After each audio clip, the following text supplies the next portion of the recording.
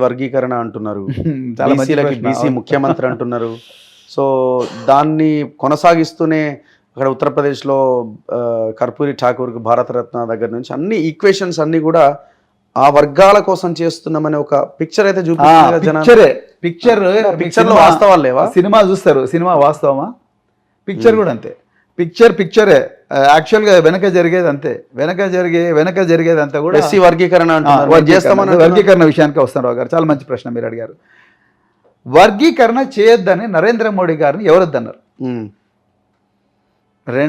ఉషా మెహ్రా గారి కమిషన్ ఉన్నది, supreme court judgements ఉన్నాయి. ఉషా మెహ్రా గారు రాజశేఖర రెడ్డి గారు ముఖ్యమంత్రి ఉన్నప్పుడే 2005 సంవత్సరం 6వ సంవత్సరం ఉషా మెహ్రా కమిషన్ మొత్తం రాష్ట్రం అంతా తెలుగు రాష్ట్రాలన్నీ తిరిగి ఆ మొత్తం కూడా సేకరించి ఒక రిపోర్టే ఇచ్చింది గవర్నమెంట్ ఆఫ్ ఇండియాకు.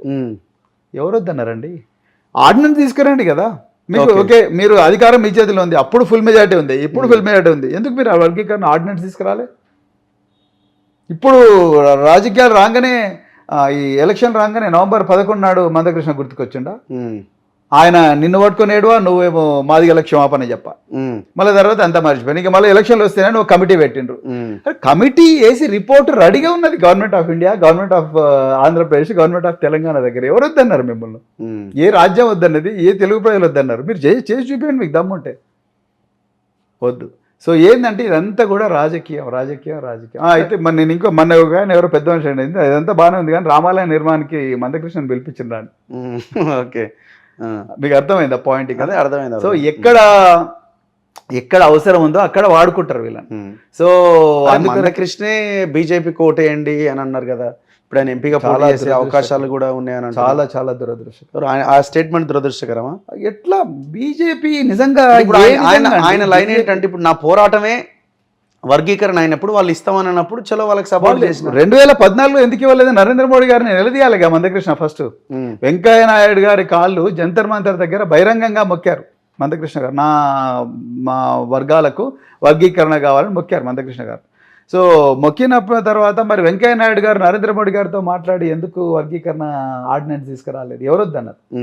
10 సంవత్సరాలు ఒక్క రోజులో సాల్వ్ అయ్యే సమస్య ఇది. 10 సంవత్సరాలు వెయిట్ చేసి ఇప్పుడు మందకృష్ణ గారిని మీరు కర్ణాటక ఎలక్షన్లో వాడుకుంటారు, ఇప్పుడు తెలుగు రాష్ట్రాల ఎన్నికలకు వాడుకుంటున్నారు. ఆయన నిస్సహాయుడు. వాళ్ళు ఏం స్క్రిప్ట్ ఇస్తే ఆయన అది చేస్తున్నాడు. ఎవరు? బీజేపీ ఏం స్క్రిప్ట్ ఇస్తే మరి ఇంకా ఏమున్నది? లేకపోతే మందకృష్ణ గారు నిజంగా ఉల్టా బీజేపీని ప్రశ్నించాల్సి ఎందుకు చేయలేదు మీరు?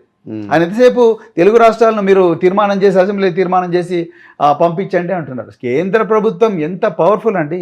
ఒక ఆర్డినెన్స్ రిలీజ్ చేసి yes this is what it is, no రాష్ట్రాలు ఫాల్ ఇన్ లైన్ అని చెప్తే కారా అండి?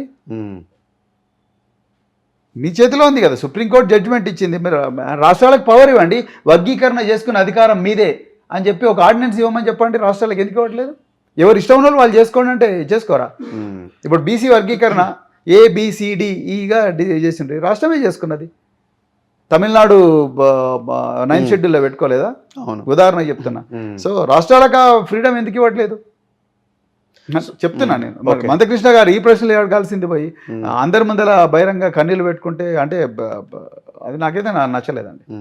సో ఇంకొక అంశము, మీ ఫ్రెండ్ విశారదను